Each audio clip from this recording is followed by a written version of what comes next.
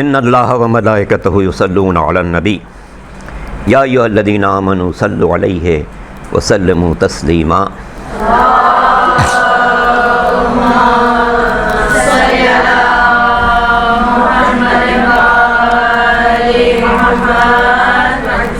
ارواح مومنین و مومنات اور شہداء ملت جعفریہ کے لیے الفاتحہ۔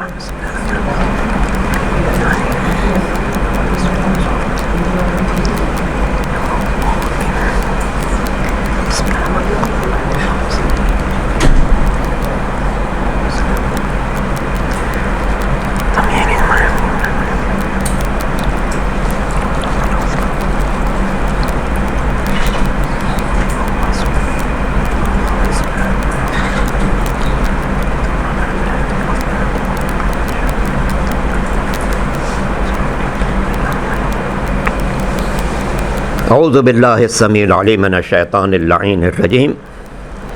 بسم اللہ الرحمن الرحیم۔ الحمد للہ رب العالمین والعاقبۃ للمتقین، والصلاۃ والسلام علی النبی الامی المکی المدنی العربی الہاشمی سیدنا و نبینا ابی القاسم محمد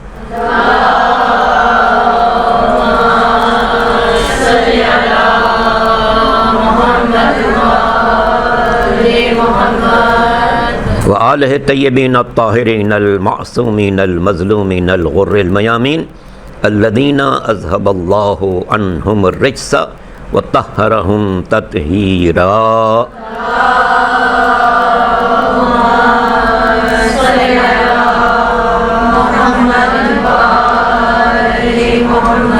وعجل فرجہم واللعنۃ الدائمۃ علی اعدائہم اجمعین من یوم ظلمہم الی یوم الدین۔ اما بعد فقد قال اللہ سبحانہ وتعالی فی محکم کتابہ الکریم وقولہ الحق۔ بسم اللہ الرحمن الرحیم۔ الذین یبلغون رسالۃ اللہ ولا یخشون الا اللہ۔ درود پڑھ لیں محمد و آل محمد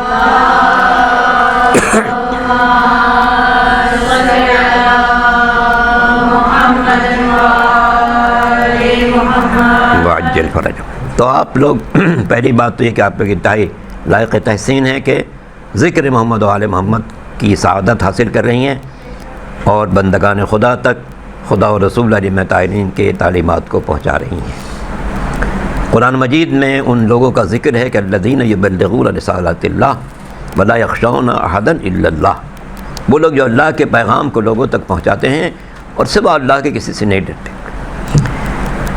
سوا اللہ کے کسی سے نہیں ڈرتے۔ یہ بہت اہم ہے، کیونکہ ہم لوگ جو ممبر پر جاتے ہیں ہماری خواہش یہ ہوتی ہے کہ مجمع خوب واہ واہ کرے اور لوگ بہت خوش ہو جائیں۔ اس میں ایسی کچی باتیں بھی ہو جاتی ہیں کہ جس سے فائدے کے بجائے انسان کی آخرت کا نقصان پہنچتا ہے۔ مثلا میں پنجاب میں جاتا ہوں، وہاں کے ذاکرین خدا ان کی ہدایت کرے اس قدر مرچ مسالہ اپنی طرف سے ملاتے ہیں کہ اصل ہانڈی چوپٹ ہو جاتی۔ کھانے میں مسالہ اگر مناسب مقدار میں ہو تو مزہ بڑھ جاتا ہے، زیادہ ڈالنے تو مزہ خراب ہو جاتا ہے۔ تو کوشش یہی کرنی چاہیے۔ ابھی ہم لوگوں نے ماہ محرم سے پہلے ایک علماء ذاکرین کا پروگرام کیا تھا، تو اس میں بھی انہوں نے یہ بات کہی تھی کہ جناب سالن میں گرم مسالہ تھوڑا سا ٹیسٹ بڑھا دیتا ہے، زیادہ ڈالنا تلخ ہو جائے۔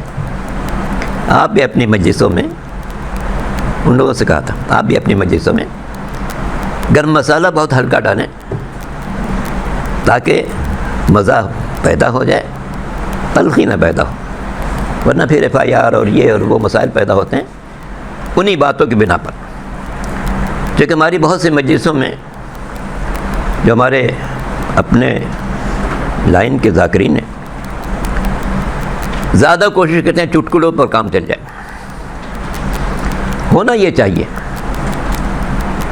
کہ یہ جو 10 دن شروع کے اور پھر 2 مہینہ 8 دن پورے ملتے ہیں، یہ تربیت سازی کا بہترین زمانہ ہے. لوگ شوق سے آتے ہیں سننے کے لیے، اور یہ سب صدقہ ہے امام حسین علیہ السلام کا، یہ سب صدقہ امام کا. اس لیے کہ آپ کسی اور کے نام پر 2 مہینہ 8 دن لوگوں کو نہیں بلا سکتے. یہ صرف امام مظلوم کے لیے کہ آپ پہلی محرم سے 8 ربیع الاول تک لوگوں کو بلاتے ہیں، لوگ آتے ہیں. اس کو صحیح استعمال ہونا چاہیے. پیش نظر ہو اللہ کی رضا، رسول کی قربت، آل محمد کی خوشنودی. پبلک خوش ہو یا نہ ہو،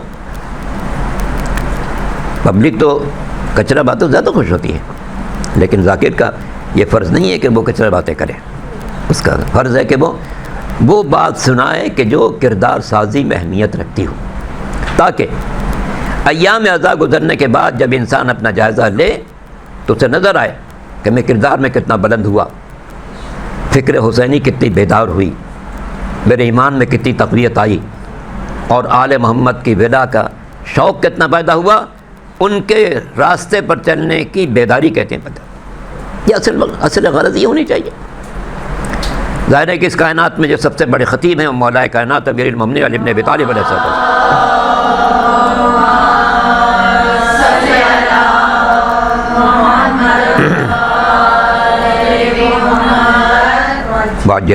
تو ان کے 241 خطبات تو نہج البلاغہ میں موجود ہیں.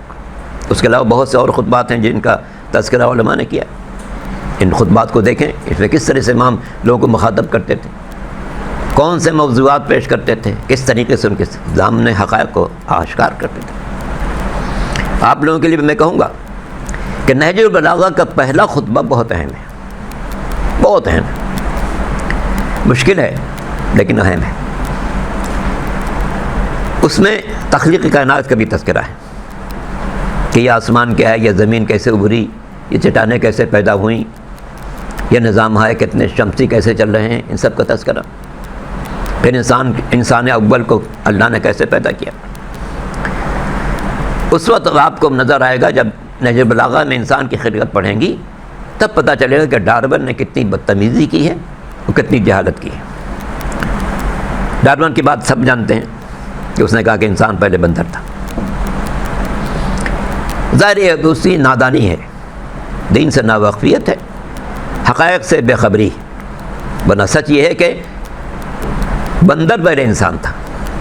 سورہ بقرہ میں بات موجود ہے کہ بنی اسرائیل کی جب سرکشی بہت بڑھی تو قدرت نے کہا کہ اپنے سرکشی سے باز آ جاؤ اور ہم تم کو ذلیل و خوار بندر بنا دیں گے.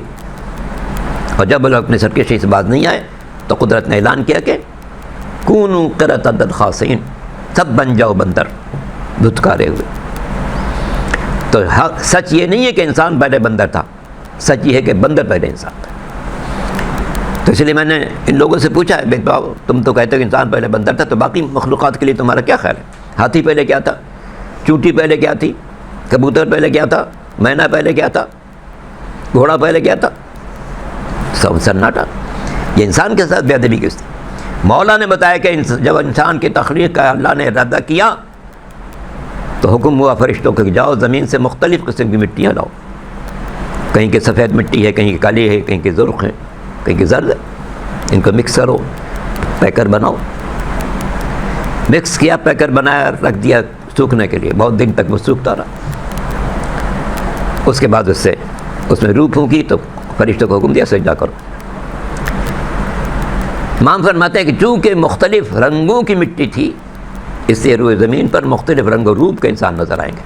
کہیں بالکل کالے، کہیں بالکل سفید، کہیں گندمی، کہیں اس سے مختلف.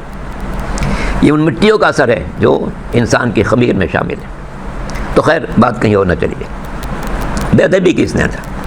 انسان اشرف المخلوقات ہے جس میں کوئی شک نہیں ہے. ایک قصہ بھی سنا دو آپ لوگ کو. درود پڑھ لیں محمد علیہ وسلم.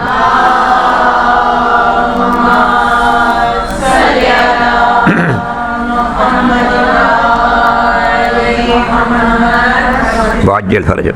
ایک بادشاہ کی اپنے بیگم سے بحث ہو گئی۔ بادشاہ کہتا تھا چاند بہت خوبصورت ہے، بیگم نے کہا نہیں انسان زیادہ خوبصورت ہے۔ ابھی بحث چلتی رہی، بہت دن بہت جھگڑے تک پہنچ گئی۔ طے ہوا کہ سارے علماء کو شہر کے جتنے معززین ہیں سب کو جمع کیا جائے، ان سے رائے لی جائے کہ بھئی آپ کوئی رائے دیجیے کہ انسان زیادہ خوبصورت ہے یا چاند زیادہ خوبصورت ہے۔ دیکھنے میں چاند بہت خوبصورت نظر آتا ہے، انسان تو ہر قسم کے ہوتے ہیں۔ تو بادشاہ ٹاٹا کو نہیں بھی چاند جس کو بھی دیکھو بہت خوبصورت نظر آئے گا، لیکن انسان تو مختلف ہے، کوئی خوبصورت ہوتا ہے کوئی نہیں ہوتا۔ تو ڈٹا ہوا تھا۔ بیگم کہتے نہیں انسان خوبصورت۔ علماء کو جمع کیا گیا، سارے علماء جمع ہو گئے، بیٹھے بحث کر رہے ہیں اور کسی نتیجے تک نہیں پہنچ رہے تھے۔ وہاں سے جناب بہلول گزر رہے تھے۔ بہلول کے بارے میں آپ لوگوں نے پڑھا ہوگا، کس قدر عاشق اہل بیت تھے وہ۔ وقت کے بادشاہ نے ان کو وزارت کی پیشکش کی، انہوں نے کہا کہ نہیں میں تمہاری وزارت نہیں قبول کروں گا۔ بادشاہ نے بہت اصرار کیا، انہوں نے محسوس کیا کہ میں انکار کروں گا قتل ہو جاؤں گا، تو گئے امام کے پاس، مولا یہ مجھ پر بے حد اصرار ہے، آپ حکم دیں میں کیا کروں؟ کہا دیوانے بن جاؤ۔ دیوانے بن گئے، اور بندگان خدا کے بن یوں دوڑتے تھے جیسے پاگل دوڑتا ہے، لیکن تھے انتہائی زیرک انسان۔ تو جہاں وہ علماء بحث کر رہے تھے کہ انسان بہتر ہے، خوبصورت ہے چاند، وہاں سے بہلول گزرے، پوچھا بھی کیا بحث کر رہے ہو؟ کہ بھئی یہ بحث کر رہے ہیں کہ ہم کیا کون سی دلیل پیش کریں کہ بادشاہ مطمئن ہو یا ملکہ مطمئن ہو، کوئی ایک مطمئن ہو جائے۔ کل میں فیصلہ کر دوں گا مگر ایک شرط کے ساتھ۔ وہ کیا شرط ہے؟ شرط یہ کہ آج مغرب کی نماز میں پڑھاؤں۔ کہنا ہے بھائی ٹھیک ہے، کیا ہے کوئی بھی پڑھا تو تم پڑھا دو، مسئلہ تو حل ہو جائے۔ طے ہو گیا، مغرب کا وقت آئے، انہوں نے وضو کیا اور چلے گئے مصلی پر۔ سورہ الحمد پڑھنے کے بعد بسم اللہ الرحمن الرحیم والتین والزیتون وطور سنین وہذا البلد الامین لقد خلقنا القمر فی احسن تقویم۔ جیسی آیت پڑھی پیچھے سے سارے منور میں کہ نہیں بھائی تین قمر نہیں ہے، انسان ہے، لقد خلقنا الانسان۔ انہوں نے پھر دہرایا والتین والزیتون وطور سنین وہذا البلد الامین لقد خلقنا القمر فی احسن تقویم۔ پھر مجمع نے شور کیا نہیں صاحب یہاں قمر نہیں ہے، انسان ہے۔ نماز مکمل کی صحیح طریقے سے، پھر کہا دیکھو قرآن نے 4 چیزوں کی قسم کھائی ہے، والتین انجیر کی قسم، زیتون کی قسم، طور سینا کی قسم اور اس شہر کی قسم، 4 چیزوں کی قسم کھا کے کہا ہے کہ لقد خلقنا الانسان فی احسن تقویم، ہم نے انسان کو سب سے خوبصورت بنایا۔ تو جب قرآن نے 4 قسمیں کھا کے انسان کو خوبصورت بنایا تو تم کیسے کہہ سکتے ہو کہ چاند خوبصورت ہے؟ درود پڑھ لیں محمد علیہ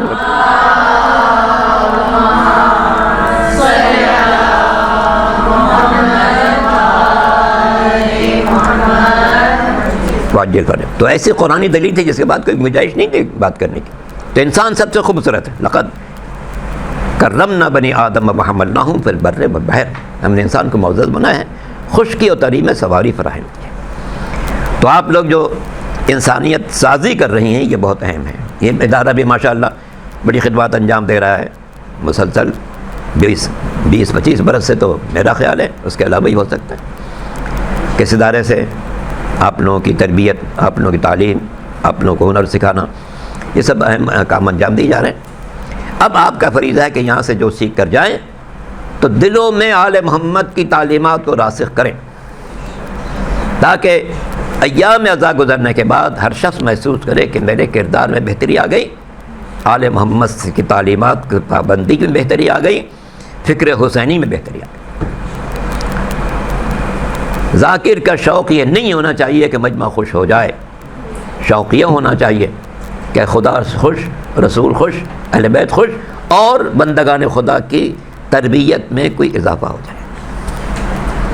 الذین یبلغون رسالۃ اللہ، جو لوگ اللہ کے پیغام کو پہنچاتے ہیں کسی سے نہیں ڈرتے سوا اس سے ڈرتے ہیں، کیونکہ انسان جو بولے گا اس لفظ کا اس کو جواب دینا پڑے گا۔ قرآن کی آیت ہے ما یلفظ من قول الا لدیہ رقیب عتید، انسان ایک لفظ ہی زبان سے نہیں نکلتا مگر ہمارے فرشتے اس کو لکھ لیتے ہیں۔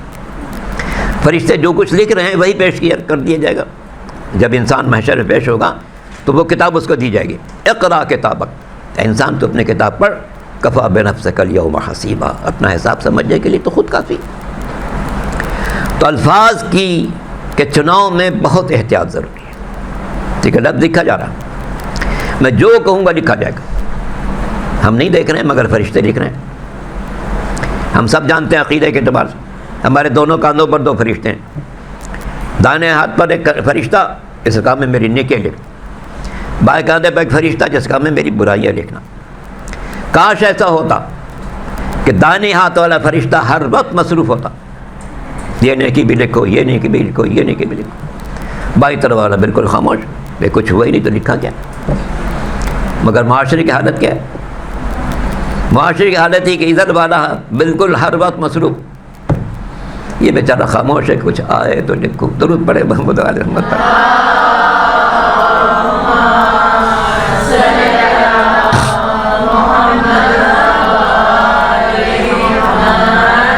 تو یہ اللہ نے آپ لوگوں کو بہت بڑا شرف دیا ہے، اور یہ فیض ہے سرکار سید الشہداء کا. ایک بات کا بھی غور کیجیے گا، ظاہر ہے کہ تقریر کا سلسلہ ہزاروں برس سے جاری ہے. ایک سے ایک خطبہ درمیان میں گزرے ہیں لوگوں کے، اسلام سے پہلے بھی اسلام کے بعد بھی. ان میں سب سے بڑے خطیب تو مولا ہیں، لیکن خطابت کا سلسلہ عرصے دراز سے ہے. مگر جتنے لوگوں نے بھی مجمع عام میں خطاب کیا ہے، ان میں شہزادی زینب کا خطبہ سب سے منفرد. اس سے کہ جتنے لوگ بھی ان کے خلاف خطبہ دیتے ہیں، تقریر کرتے ہیں، ان کے سامنے احترام کرنے والوں کا مجمع ہوتا ہے، بہت سے محبت سے پیش آنے والے ہوتے ہیں، پرسکون ماحول ہوتا ہے. مگر جناب زینب نے خطبہ دیا، تماشائیوں کا مجمع ہے، ہر طرف دشمنوں کا محاصرہ ہے، اور سب سے بڑھ کر سامنے بھائی کی بھی، بھائی کا بھی سر ہے، بھتیجوں کا بھی سر ہے، بھانجوں کا سر ہے، بیٹوں کا سر ہے. کیا عالم ہوگا اس بیوی کا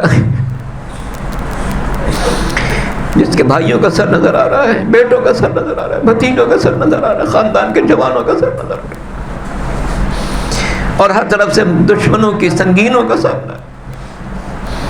مجمع وہ ہے جو تماشائیوں کا مجمع ہے، دشمنوں کا مجمع ہے.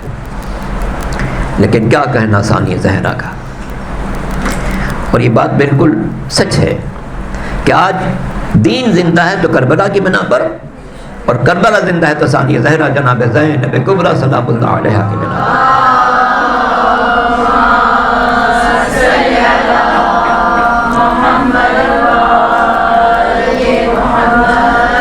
کہ جس ماحول میں شہزادی نے خطبہ دیا ہے، ایسا ماحول میں انسانی تاریخ میں نے نہیں کہا کسی نے ایسا خطبہ دیا. اور پھر خطبے کا جلال کیسا تھا، اللہ اکبر. خطبے کا جلال ایسا تھا کہ ایک نابینا جو اس مجمع میں شریک تھا لوگوں سے پوچھنے لگا کیا قیامت آ چکی ہے؟ اسے بتایا کہ نہیں، قیامت تو آل رسول بھر رہی ہے، ہم لوگ تو ابھی بازار میں ہیں. اس نے کہا اگر ابھی قیامت نہیں ہے تو ہم نے ابھی علی کا خطبہ کیسے سنا ہے؟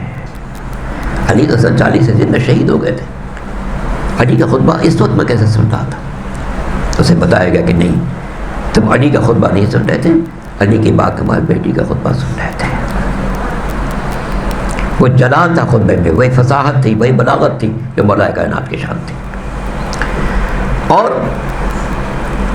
یہ جو میں نے عرض کیا کہ آج کربلا زندہ ہے تو زینب جناب زینب کی بنا پر، یہ مبالغہ نہیں ہے اور صرف کوئی جملہ نہیں ہے، بلکہ اس کی ایک تاریخ ہے. امام مظلوم جب چلنے لگے تھے کربلا کے لیے تو جناب ابن عباس نے پوچھا تھا کہ آپ کہاں جا رہے ہیں؟ میں کربلا جا رہا ہوں. فرمایا کہ ابن عباس نے کہا کہ کربلا میں تو آپ کے ساتھ نہ جانے کیا سلوک ہوگا، کیونکہ وہاں کے لوگ پر زیادہ اعتبار نہیں کیا جا سکتا. امام نے کہا نہیں، میں نے نانا کو خواب میں دیکھا ہے کہ انہوں نے کہا کہ تم کربلا جاؤ. پھر کہنے لگے ابن عباس کہ پھر آپ ان خواتین کو کیوں لے جا رہے ہیں؟ تو امام نے جواب دیا کہ نانا نے بتایا کہ اللہ ان کو قیدی دیکھنا چاہتا ہے. اس لیے ان کو ساتھ لے جاؤں گا۔ اب غور کیجیے، 10ویں محرم تک مردوں کا امتحان تھا، 11ویں محرم سے خواتین کا امتحان ہے، اس کی پاسداری جناب زینب کر رہی ہے۔ دشمنوں نے اپنی طاقت کے اظہار کے لیے ایک لمبا راستہ بنایا، کربلا سے کوفہ، کوفے سے پھر بہت علاقوں سے گزرتے ہوئے 24 یا 28 جگہوں سے گزرتے ہوئے ان کو دمشق پہنچایا ہے۔ دشمن یہ چاہتا تھا کہ زیادہ سے زیادہ علاقوں میں ہماری طاقت کا مظاہرہ ہو، کہ ہم کتنے طاقتور ہیں کہ ہم نے خاندان رسول کے ساتھ یہ سلوک کر دیا، ان کے مردوں کو قتل کر دیا، ان کی عورتوں کو قیدی بنا دیا۔ مگر یہی چیز مقصد حسینی کی اشاعت کا ذریعہ بن گئی۔ جہاں یہ قافلہ جاتا تھا، لوگ جمع ہو جاتے تھے اطراف کے، لوگوں کو بتایا جاتا تھا کوئی قافلہ آیا ہے، لوگ جمع ہو جاتے تھے۔ وہاں کبھی جناب زینب، کبھی جناب ام کلثوم، کبھی خواتین میں سے کوئی اور کھڑی ہوتی تھی، زیادہ تر جناب زینب کھڑی ہوتی تھی اور لوگوں کو مخاطب کرتی تھی، اے لوگوں ذرا غور سے دیکھو یہ سر کس کا ہے؟ تو لوگوں کے نیزہ پر امام مظلوم کا سر نظر آتا، چہرے پہ نور ہے، سجدے کا نشان ہے۔ ان لوگوں میں ایسے بھی ہوتے تھے جنہوں نے رسول کا زمانہ دیکھا ہوتا تھا، کوئی بزرگ بھی ہوتے تھے، کہا یہ تو حسین کا سر ہے، یہ حسین کون ہے؟ یہ فاطمہ کا بیٹا ہے۔ فاطمہ کون ہے؟ پیغمبر کے بیٹے۔ موقع ملتا تھا جناب زینب کو بتانے کا کہ دیکھو دین پر ایسا وقت آ چکا ہے کہ میرا بھائی شہید ہو کر دین کی بقا کے لیے نکلا تھا، اور یہ وہ ظالم ہیں جنہوں نے نواز رسول کو بے جرم و خطا قتل کیا۔ اس سے جن بستیوں سے قافلہ گزرتا تھا وہاں کہیں جناب زینب، کہیں ام کلثوم واقع کربلا سے روشناس بھی کراتی تھی، اسلام کی عظمت کو نمایاں کرتی تھی، پیغمبر کا تذکرہ کرتی تھی، اولاد پیغمبر پر ہونے والے ظلم کا تذکرہ کرتی تھی، اور ظالم کا تذکرہ کرتی تھی جنہوں نے خاندان رسول کو اجاڑا ہے۔ تو اس طرح جہاں جہاں سے قافلہ گزرا وہاں کے لوگوں میں بیداری پیدا ہوئی، اور اسی سے جماعت توابین پیدا ہوئی۔ توابین کا گروہ پیدا ہوا جس نے کربلا پہنچ کر روز امام مظلوم پر بے پناہ گریہ کیا، توبہ کی، اور کہا کہ ہم آپ کے قاتل سے یقیناً انتقام لیں گے۔ یہی جماعت توابین ذریعہ بنی کہ جناب مختار آگے بڑھے، انہوں نے لوگوں کو جمع کیا، طاقت حاصل کی، اور قاتلان حسین سے بھرپور بدلہ لیا۔ جناب مختار کے سلسلے میں دشمنوں نے بڑی سی غلط فہمیاں پھیلائی ہیں، مگر ہم سب کے لیے حجت جو ہے وہ امام وقت کا فرمان ہے۔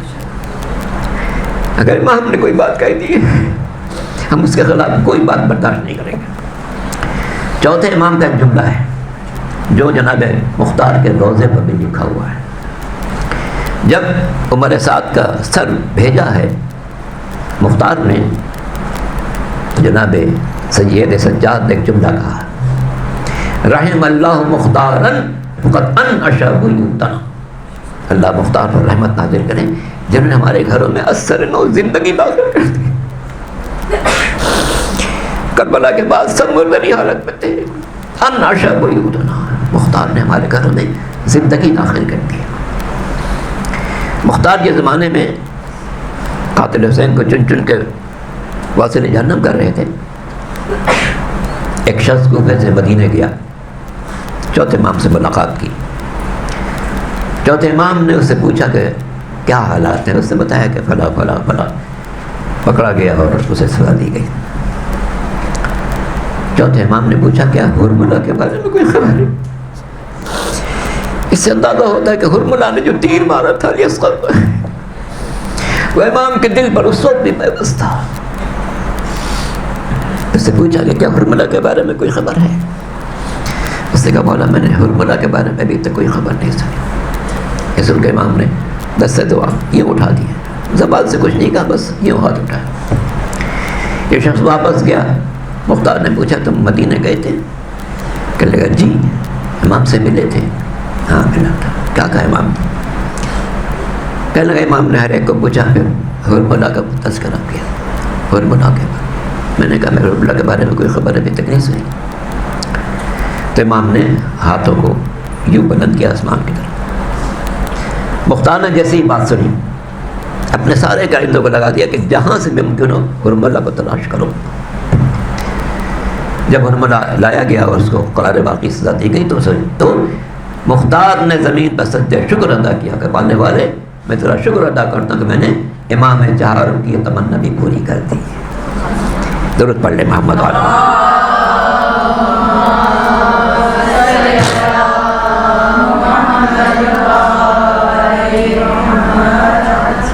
تو یہ شہزادیوں کی اسیری سبب بنی کہ لوگوں میں ایک بیداری شہزادی پیدا کریں۔ اگر یہ نہ ہوتی تو کربلا کے واقعے کو ویسے ہی چھپا دیا جاتا جیسے امام حسن مجتبیٰ کی شہادت کو چھپا دیا گیا۔ لیکن شہزادی کی عظمت و جلالت کس طریقے سے وہ جا رہی ہیں، کس طرح خطبہ دے رہی ہیں، قید و بند کا عالم ہے، رسیوں میں جکڑی ہوئی بیویاں ہیں، مجمع کو مخاطب کر رہی ہیں، جلال ہے۔ خطبے کا عجیب و غریب جلال ہوتا تھا جہاں بھی جاتی تھی۔ اور جب ابن زیاد نے کہا تھا کہ آپ نے کیا دیکھا، اللہ نے آپ کے ساتھ کیا کیا، کیا فرمایا، ما رأیت الا جمیلا، ہم نے جو کچھ دیکھا اللہ کے ساتھ ہمیشہ اچھا دیکھا، ہمیشہ اچھا دیکھا۔ ہم نے جو کچھ کیا دین کی خاطر کیا اور نانے کے کلمے کے خاطر کیا۔ یزید سے جو مخاطب ہوئی ہیں، یعنی اس کو جو مخاطب کیا اس میں بھی ایک عجیب جملہ کا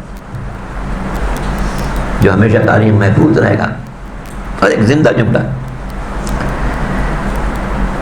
یزید سے جناب شہزادی ثانی زہرا فرماتے ہیں، یزید یاد رکھ، چاہے تو جتنا ظلم کر لے، نہ ہمارے ذکر کو مٹا سکتا ہے، نہ ہماری وحی کا خاتمہ کر سکتا ہے، نہ ہمارے ذکر کو مٹا سکتا ہے۔ بعض سے بات یاد آتی ہے،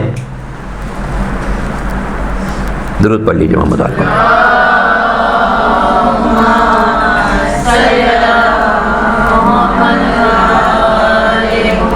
کیونکہ جب جناب ثانی زہرا کا ذکر آتا ہے تو بچ جاتا ہے کچھ اور بات یہاں۔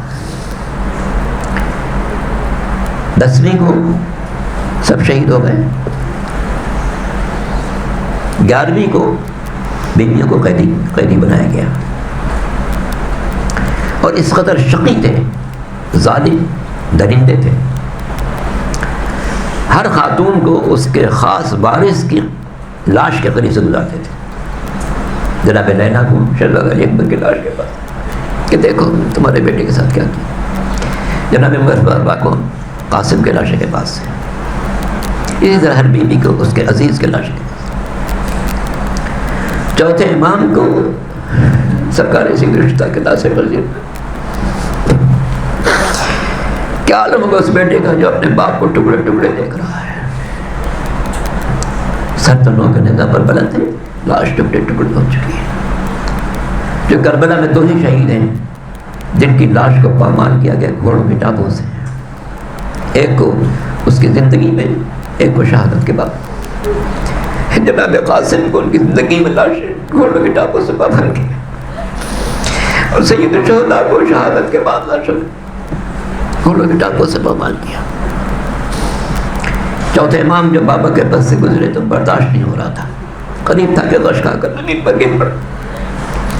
جناب زینب آگے بڑھی، بھتیجے کو سہارا دیا، بیٹا گھبراؤ نہیں، عجیب جملہ کہا، بیٹے گھبراؤ نہیں، جس جگہ آج تم اپنے بابا کو اس عالم میں دیکھ رہے ہو ایک قبہ بنے گا، اس قبے کی زیارت کے لیے مشرق و مغرب سے لوگ آئیں گے۔ کیسی پیشن گوئی کی ثانی زہرا نے کہ آج تقریباً 1400 برس کے بعد بھی دنیا کے کروڑوں انسان کربلا پہنچ رہے ہیں، نجف سے قافلہ چل رہا ہے، لبیک یا حسین، لبیک یا حسین، لبیک یا حسین، بوڑھے بھی ہیں، جوان بھی ہیں، بچے بھی ہیں۔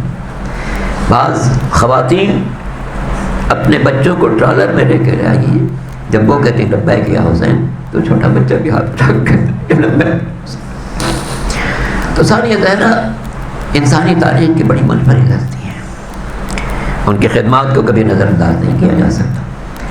آپ سب انشاءاللہ کا ناظران زینب ہیں، اور جس طرح جناب زینب نے کوشش کی تھی کہ حق کے پیغام کو دشمن کی آنکھوں میں آنکھیں ڈال کر پہنچاتے رہے، انشاءاللہ آپ لوگ بھی پوری کوشش کریں گے کہ انشاءاللہ پیغام حسینی کی بہتر سے بہتر نشریات ہوتی رہے، اور کوشش کریں کہ لوگوں میں دین کی بیداری پیدا ہو، حق کی شناس پیدا ہو، آل محمد کی تعلیمات پر عمل کرنے کا جذبہ پیدا ہو۔ چھٹے امام حضرت جعفر صادق علیہ السلام کا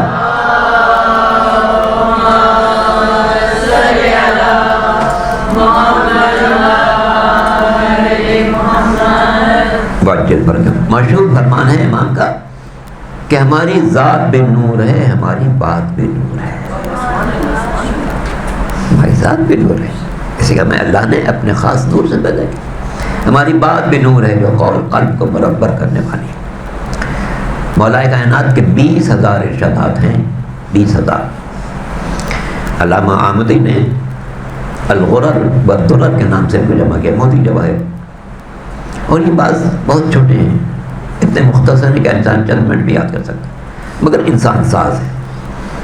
ان میں بہت سارا کا ترجمہ اردو میں ہو چکا ہے، یہاں خانہ فرنگ سے شائع بھی ہو چکا ہے، باقی دوسرے داروں سے شائع ہوا ہے۔ لاہور سے شائع ہوا تھا حکمت گتراب کے نام سے، اور خانہ فرنگ سے کئی جلدیں شائع ہو چکی ہیں امام علی کے اقوال کے نام سے۔ آپ دیکھیں گے بعض اقوال بڑے مختصر اور بڑے جامع، مثلا ہے جب کہ قرآن تک پہنچا دوں۔ امام فرماتے ہیں خالد الناس مخالطۃ ان عشتم معها حنوا الیکم وان متم معها بکوا علیکم۔ دیکھو لوگوں کے درمیان ایسی زندگی گزارو کہ جب تک دنیا میں موجود رہو لوگ تمہارے مشتاق رہیں، اور جب دنیا سے گزر جاؤ تو آخر تم پر اشکبار رہیں۔ کتنا اچھا انسان چلا گیا، کتنا پیارا انسان چلا گیا۔ تو معاشرے میں کیسی زندگی گزارو اس کا سلیقہ آل محمد نے بتایا۔ علم کے لیے بندگان خدا کو شوق دے رہا ہے کہ من المہد الی اللحد، ماں کی آغوش سے اس وقت تک علم حاصل کرتے رہو جب تک کہ دنیا سے جانے کا وقت نہ آ جائے۔ یہ علم کی قدر و منزلت ہے انسان کے اوپر کہ سر پر جو پہلا تاج رکھا گیا ہے وہ علم کا تاج ہے۔ جناب آدم کو جب اللہ زمین پر بھیج رہا تھا کہہ سکتے تھے ہم نے تمہیں بادشاہ بنا دیا، زمین کے خزانے تمہارے سپرد کر دیے، جواہر زر و جواہر سے تم کو مالا مال کر دیا۔ نہیں، علم آدم الاسماء کلھا، اللہ نے آدم کے سر پر جو تاج رکھا وہ علم کا تاج رکھا۔ اسی لیے مولا کائنات امیر المومنین علی بن ابی طالب علیہ السلام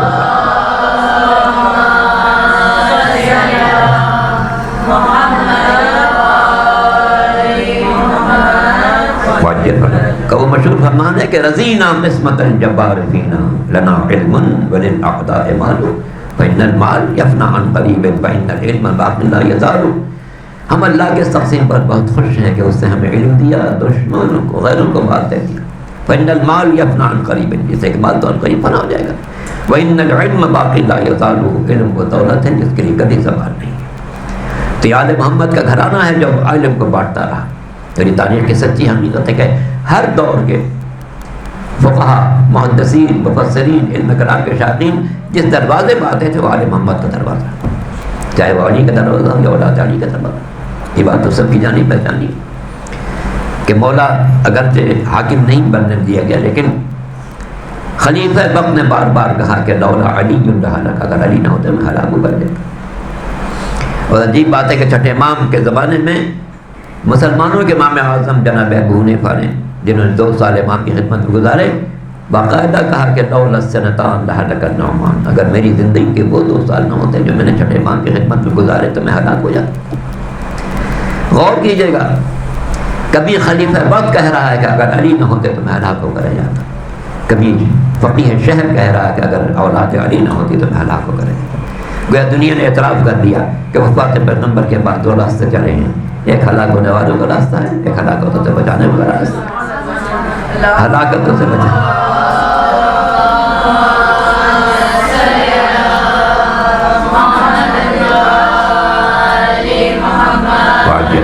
ایک ہلاک ہونے والوں کا راستہ، ایک ہلاکتوں سے بچانے والا۔ ہلاکتوں سے بچانے والے علی ہیں اور اولاد علی ہیں، یہی دنیا کی ہلاکتوں سے بچائیں گے اور یہی ہے آخرت کی ہلاکتوں سے بچانے والے۔ امام شافعی نے بھی اعتراف کیا کہ علی حبہ جنہ قسیم النار والجنہ، علی کون ہے؟ جنت و جہنم کی تقسیم کرنے والا، یہ ادھر بھیجا جائے گا ادھر بھیجا جائے گا۔ تو اللہ کا احسان ہے کہ اس نے ہم سب کو علی اور اولاد علی کی محبت پر پیدا کیا، محبت پر پیدا کیا، اور اسی محبت کا تقاضا یہ ہے کہ ہم ان کی محبت کو دل میں راسخ کریں، اور آپ ذاکرات جو ہیں وہ اس خدمت کو انجام دے رہی ہیں۔ اللہ تعالیٰ آپ سب کی توفیقات میں اضافہ کرے۔ دو باتیں اور کر کے بات کی آپ کے سامان کروں۔ یہ سب معلوم، سب کے درمیان معلوم بات ہے کہ عزاداری سید الشہداء کی بنیاد ثانیہ زہرا جناب زینب کبریٰ سلام اللہ علیہ رکھی۔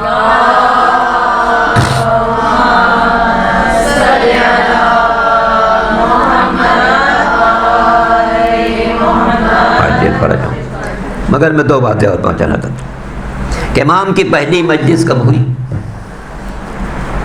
پہلا ماتم تو ثانی زہرا نے کرایا کہ جب چوتھے امام سے حاکم شام نے کہا کہ آپ چاہے یہاں رہیں چاہے مدینے جائیں، تو امام نے کہا میں اپنی پھوپھی سے دریافت کروں گا، یہ عظمت ہے شہزادی کے امام وقت ہیں، اگر بات ہے نہیں میں پھوپھی سے دریافت۔ اور جناب زینب نے فرمایا کہ بیٹا حاکم صاحب گھر خالی کرائے جہاں اپنے بھائی کا ماتم کریں گے۔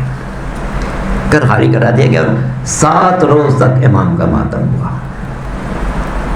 گھروں سے آواز بن رہی، واہ حسین واہ حسین واہ حسین۔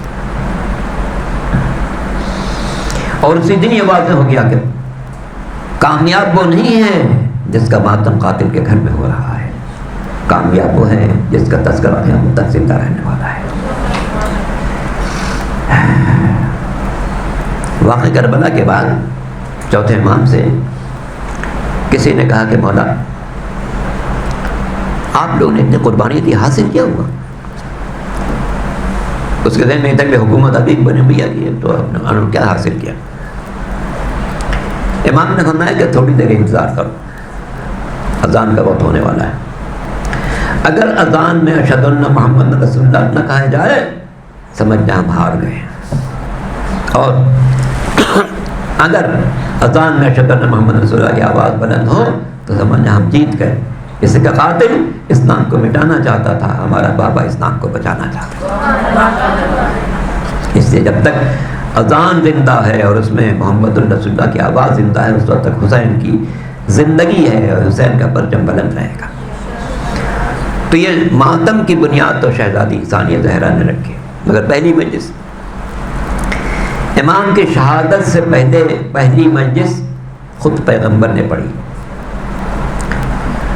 اور اس کے بعد شہادت کے بعد پہلی مجلس امام چہارم سید الساجد حضرت زین العابدین علیہ السلام نے پڑھی۔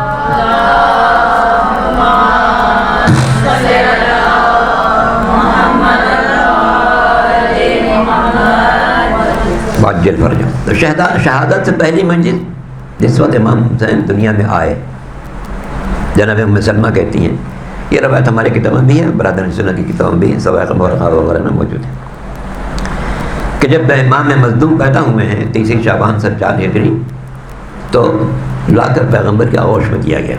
پیغمبر نے سینے سے لگایا، پیشانی کا بوسہ لیا اور رخسان کو چوما، بہت خوش۔ جناب ام سلمہ کہتی ہیں کہ جب میں نے پیغمبر کے آغوش میں بچے کو دیا بہت خوش تھے، میں کسی کام سے اپنے حجرے میں چلی گئی، اچانک پیغمبر کے رونے کی آواز آئی، میں گھبرا کر آئی کہ ابھی تو اتنا خوش تھے، اچانک کیا ہوا؟ میں آئی، اللہ کے رسول ابھی تو اتنے آپ خوش تھے، اچانک رو کیوں رہے ہیں؟ فرمایا ابھی جبریل آئے تھے، انہوں نے کہا کہ آپ کا یہ نواسا کربلا کی سرزمین پر بے جرم خطا شہید،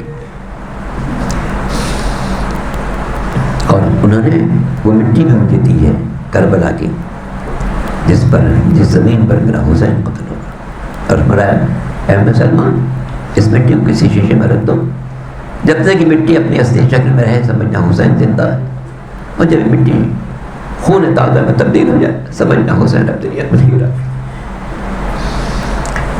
تو جناب مسلمان نے وہ مٹی رکھ دی، اور جب امام مظلوم مدینے سے چلنے لگے تھے تو مسلمان نے کہا تھا کہ بیٹا کہاں جا رہے ہو؟ کہا کربلا جا رہا ہوں۔ کیا بیٹا کربلا کا نام لو، میں نے تمہیں نانا سے سنا کہ میرا نواسا کربلا کے سرزمین پر شہید ہوگا۔ فرمایا نانی جان جو کچھ آپ نے سنا ہے سچ ہے، اگر آپ چاہیں تو میں آپ کو زمین دکھا دوں جہاں آپ کا نواسا شہید ہوگا۔ پھر آپ نے مٹی کربلا کو اٹھا کر دی، کہ جب آپ نے ایک شیشے میں وہ مٹی رکھی جو نانا نے لی تھی، ایک اور شیشے میں اس کو رکھ دی، جب تک کہ مٹی رہے گی سمجھیے حسین زندہ ہے۔ مٹی رکھ دی گئی، روزانہ جناب مسلمہ دیکھتی تھی شکر خدا بجا لاتی تھی، یہاں تک کہ محرم آ گیا، 9 محرم تک مٹی اصل شکل میں تھی۔ 10ویں محرم کو ظہر کے بعد سو گئی، خواب میں پیغمبر کو دیکھا کہ جن کے دامن پر خون کے دھبے نظر آ رہے ہیں، سر پر خاک نظر ہے۔ پوچھا اللہ کے رسول یہ کیا حالت دیکھ رہی ہوں، دامن پر خون کے دھبے کیسے ہیں، سر پر خاک؟ فرمایا میں کربلا سے آ رہا ہوں، میرا حسین شہید کر دیا گیا۔ ام سلمہ کی آنکھوں نہیں دیکھا، دونوں شیشوں میں خون تازہ جوش مار رہا، جنات کے رونے کی آواز آ رہی ہے، واہ حسینہ واہ حسینہ واہ حسینہ۔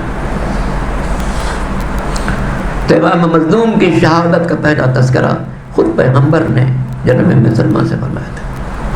اگر واقع کربلا کے بعد حسین کی پہلی مجلس جناب سید الساجدین نے پڑھی ہے، جب قافلہ مدینہ کے قریب پہنچنے لگا شام سے روانگی کے بعد، تو امام نے فرمایا کہ شہر میں جانے سے پہلے باہر شہر سے باہر خیمہ لگا دو۔ خیمہ لگا دیا گیا، ساری خواتین اور چوتھے امام وہاں بیٹھ گئے۔ بشیر ابن جلد نے جا کے مدینے میں خبر دی، اے مدینے والوں کچھ خبر ہے، نواز رسول شہید ہو گیا۔ خواتین واپس آئی ہیں، تو جتنے آل رسول کے چاہنے والے تھے سب دوڑتے ہوئے چلے اور خیمے میں پہنچے۔ ایک کرسی بٹھا دی گئی، امام سے درخواست کی مولا کچھ بیان فرمائیے۔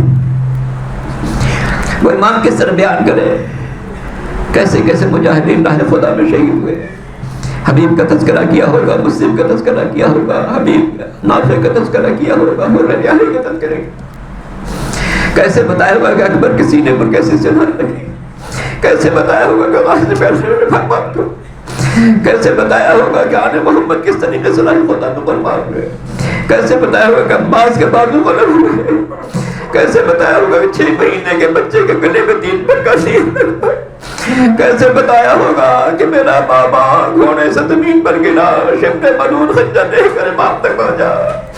جناب زینب نے فریاد کی، یبن سعدین تنظر و یبن ابو عبداللہ، اے سعد کے بیٹے تو دیکھ رہا ہے فرزند رسول ذبح ہو رہا ہے۔ اور کیسے بیان کیا ہوگا میرے چوتھے امام نے کہ میں دیکھ رہا تھا بابا کا سر ہو کے نیزہ پر بلند ہو چکا تھا، افلاک سے آواز آ رہی تھی، اللہ قد قتل الحسین بکربلا، اللہ ذبح الحسین بکربلا۔ انا للہ و انا الیہ راجعون، انا للہ و انا الیہ راجعون، انا للہ و انا الیہ راجعون، وسیعلم الذین ظلموا ای منقلب ینقلبون۔ خداوند ہم تیری بارگاہ میں التجا کرتے ہیں، تمام بہنیں بیٹیاں جو تشریف فرما ہیں ان سب کو اپنی رحمتوں سے سرفراز فرما۔ یہ ذکر آل محمد کا شرف حاصل کرتی ہیں، اس میں انہیں مزید توانائی عطا فرما، ان کو مزید توفیقات عطا فرما، انہیں بہتر سے بہتر خدمت انجام دینے کی توفیق عطا فرما، ان کو ثانیہ زہرا کے پرچم تلے ہر قسم کی خوشنودیاں نصیب فرمانا، انہیں آفات عارضی و سماوی سے محفوظ فرمانا، انہیں دشمنوں کے شر سے محفوظ فرمانا، حاسدوں کے حسد سے محفوظ فرمانا۔ اے میرے مالک، یہ سب جو تشریف فرما ہیں یہ سب آل محمد کے پیغام کی نشریات میں ہیں، انہیں آل محمد کی بارگاہ سے اجر جمیل عطا فرمانا، ہر قسم مشکلات سے محفوظ فرمانا۔ یہ ادارہ القائم جس کے پرچم تلے یہ خدمات انجام دی جا رہی ہیں، اس ادارے کی حفاظت فرمانا، اس ادارے کی جو خدمات انجام دینے کی توفیقات میں اضافہ فرمانا، حسینیت کے پرچم کو ساری دنیا میں بلند فرمانا، مقامات مقدسہ کی حفاظت فرما، جنت البقیع کی تعمیر نو کا اسباب فراہم فرما، ہم سب کو تمام ائمہ طاہرین کی زیارت نصیب فرما، دشمنوں کے شر سے محفوظ فرما، ہمارے عزا خانوں کی حفاظت فرما، ہمارے ذاکرین ذاکرات کی حفاظت فرمانا، میرے مالک ایران کو دشمنوں کے شر سے محفوظ فرمانا۔ اس وقت ایران نے اپنی ہمت کا مظاہرہ کیا اور دشمن کو سر جھکانے پر مجبور کر دیا، اس مملکت کی خصوصی طور پہ حفاظت فرمانا، آئندہ اسے ہر قسم کی مشکلات سے محفوظ ہو جانا، دشمن کی جارحیت سے ان کو محفوظ فرمانا، حق کے پرچم کو بلند فرمانا، ہم سب کو آل محمد کی تعلیمات پر صحیح طور سے عمل کرنے کی سعادت نصیب فرمانا۔ اے میرے مالک، روئے زمین پر جہاں جہاں آل محمد کے چاہنے والے زندگی گزار رہے ہیں ان کی جان مال عزت و آبرو کی حفاظت فرمانا، ہم سب کو خاص طور سے سید الشہداء کی زیارت نصیب فرما، روز قیامت ان کی شفاعت نصیب فرما۔ ربنا تقبل منا انك انت السميع العليم برحمتك یا ارحم الراحمین.